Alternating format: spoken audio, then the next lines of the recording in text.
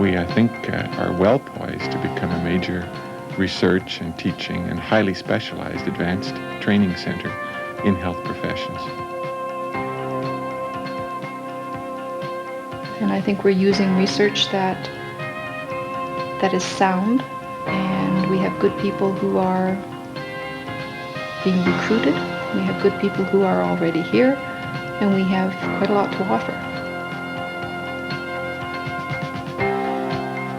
It gave us a lot of strength, and gave us a lot of support and help.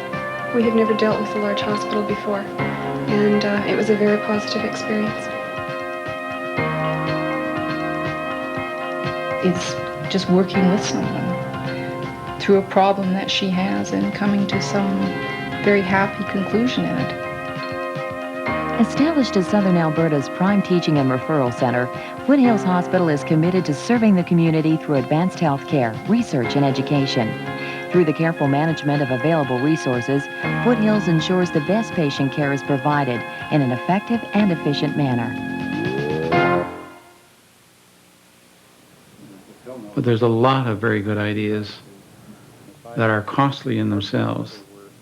But when you look at them on an outcome basis, the better care was a lot less expensive. An example of that is our intensive care nursery. Clearly, not very many years ago, premature babies had a much higher risk of ending up with a severe disability, which might require lifelong institutionalization at a very heavy expenditure. That's being avoided in a lot of cases now, and that's got to be more cost effective.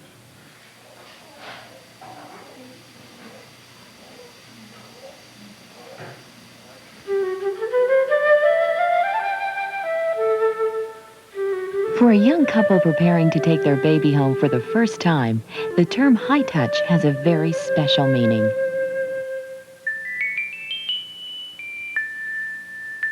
We get absolutely fantastic feedback from the patients, not only in the survey questions that we ask, but in the spontaneous letters that they mail to us. I've been in the hospital business a long time, and this is by far the most exciting staff I've ever worked with. We're very fortunate to have a community hospital, a tertiary care referral center, a medical school, and some very highly specialized provincial resources like the provincial laboratories, all effectively under one roof. As director of Foothills Department of Medicine and as an internationally recognized respiratory clinician and investigator, Dr. Clarence Ginter sees Foothills Hospital as a unique combination of healthcare services and professionals.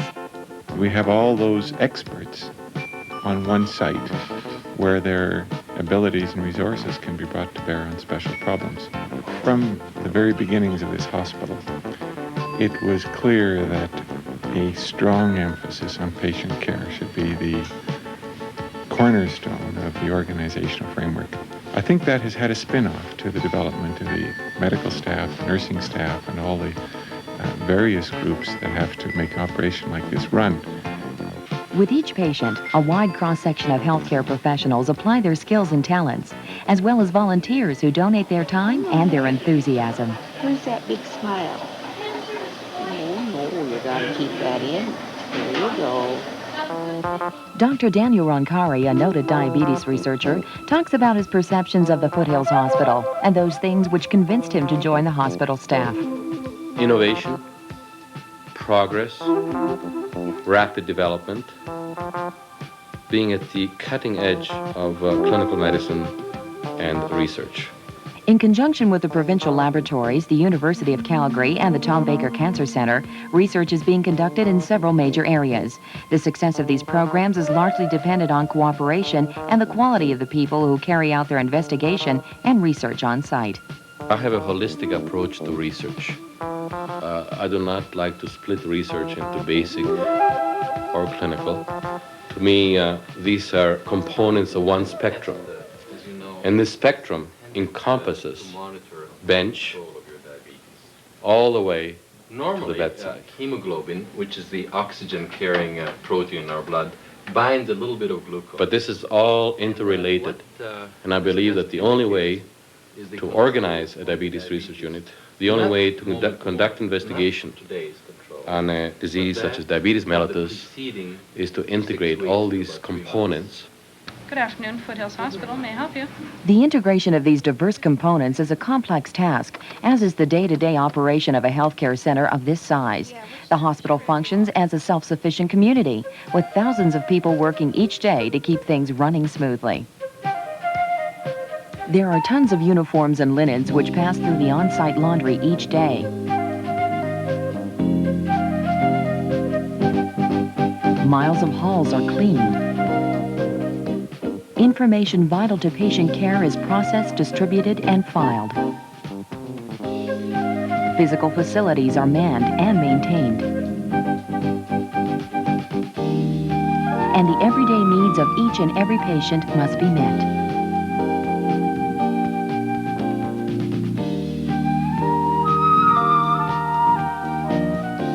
In the kitchens, cafeterias, and restaurants, over 4,000 meals a day are served.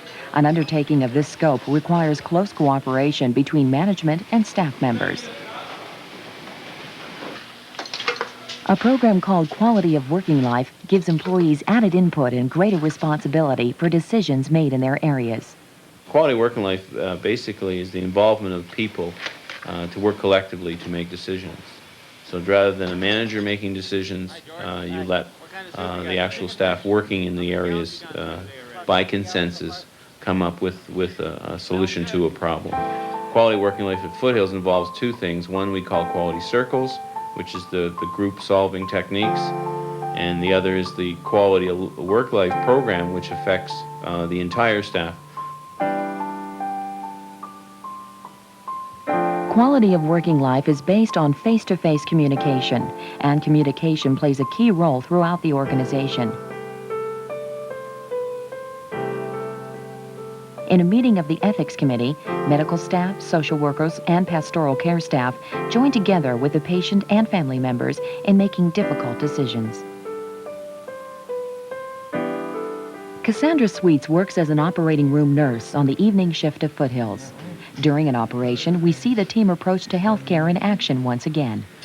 I really like the people I work with because they teach me, and I, following along, teach people that come under me, and you can never stop learning. And I think if I can put that idea across to students that come through the operating room, and they go out with a positive attitude, even though we're under a lot of stress and strain, I think we've done a very good job. Rapidly advancing technology is changing the face of healthcare, and members of the Foothills Hospital staff have a wide array of high-tech instruments at their fingertips. Medical imaging is now computer-assisted. More and more uses are being developed for laser beams. And sophisticated automated laboratories provide needed results faster and more efficiently than their predecessors. Through the efforts of the Foothills Hospital Auxiliary and through donations to the Foothills Hospital Foundation, the community works together with the hospital in making this advanced equipment available.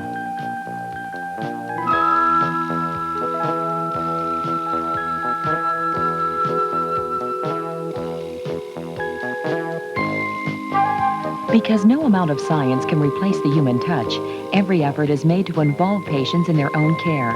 At Foothills Renal Care Unit, Nurse Sue Nevison sees this each day. They're really quite involved with their own care. They know how they feel themselves. A lot of the patients don't do their own setups, but they still have quite a good understanding of their machine. And we kind of consider all these patients like one large family. They're not really a patient. They're someone you see really frequently, up to 3 times a week. And you sort of learn a little bit about their life, their lifestyle, what they like, what they don't like. They include you with everything, like happy times that they have, sad times that they have. Throughout the hospital, patients and staff have joined together in a unique partnership. For Marianne Wiegand, her own involvement was critical to the success of her treatment. Well, I was really pleased to be in charge of what I was doing. At first, wasn't sure that I knew what I was doing. They had more faith in me than I did. But it was really quite a simple thing to do. Dr. Kornblum and several of the other staff members here sat down and went through it very carefully with me. Basically what it was to replace a hormone that I had very low level of. I would give myself injections every 2 hours for 2 weeks. And during that 2-week time, I would go to the ultrasound department and have ultrasounds to see if an egg was developing. Mary Ann's treatment at the fertility clinic was eventually successful, and 9 months later she gave birth to a son, George Aaron. Mary Ann's case was special because she was the first patient to conceive using a new method developed at the University of Calgary and carried out at Foothills. There was a time for Mary Ann when she thought she would never be able to have children. I feel really lucky that I was here at the right time, the right moment, and had the right referral to see Dr. Kornblum. Is Dr. Kornblum seeing him yet? We're just going off to see him. Is that right? If he's in, we'll just have a visit. Through expertise in high-tech healthcare and people committed to high-touch patient involvement, Foothills Hospital carries out its mandate for Calgary and Southern Alberta. Our duty is to the patient, and that means good care, good education, good research. For our staff to do the best they can for the patient, we need an environment where they can innovate, where they can find better ways to give that care, to make the best use of our resources. And I think they do that very well, because people say to me consistently when they're talking about their time at the Foothills Hospital, not only did your staff know what they were doing, but they cared about me and they seemed to care about each other.